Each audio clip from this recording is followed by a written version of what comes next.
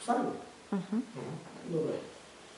Да усети и да види за какво става въпрос, когато се намества шийните пешени, защото много е важно да се прави както трябва. Всеки един човек, когато намества шийните пешени, той може да има собствено движение, собствена биомеханика и трябва да се съобрази с нея. Затова правим това движение в началото. Бутаме да видим дали врата сега при тебе е малко по-стегнат от тази страна. Би било добре първо да го наместим от тук. Идва нивото на раменете, обираме луфта и с много леко движение се прави това нещо. Няма хамалска работа. Двете ръце по врата. Лапите напред, отпусни се. Наместим така става на корекалните пешени. Виж как тук първо събирам ръцете и след това събирам към мишците ми. Съвсем леко продигане и изтласкване с гърди. Падаш на мене. Пак обирам луфта, може да движиш тялото, да го контролираш. Отпуснат си максимално и дърпат само ръцете. Преместа малко нагоре.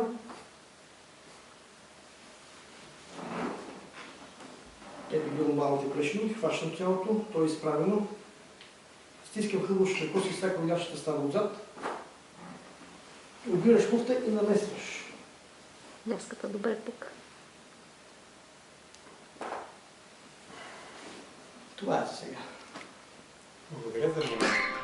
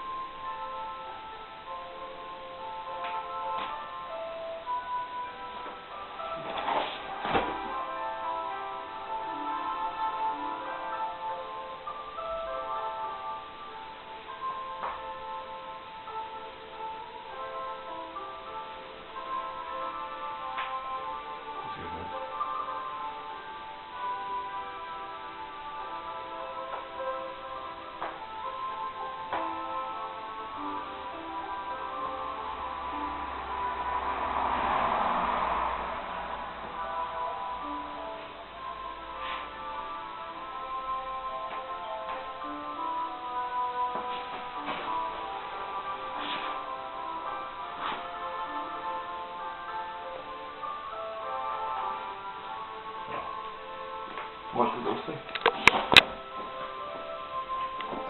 Да се направи само това движение. Палецът сочи седми шиен прешен и се издупва върхът шията на нивото на раменете.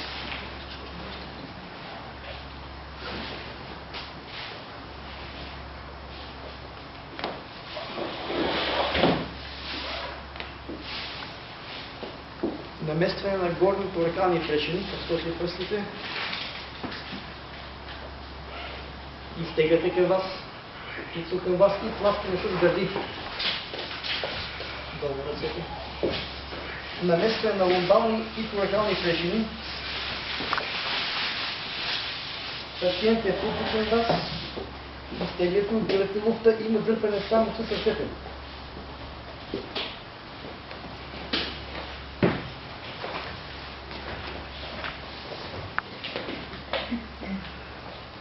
Наместите на ломбални прешени, обирате луфта, стягате с краката.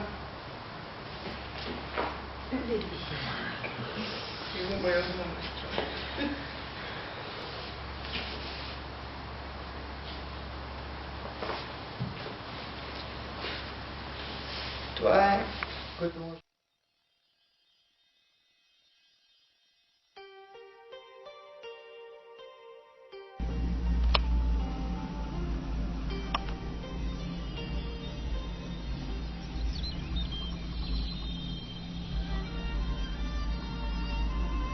Трябва да съм вярвал.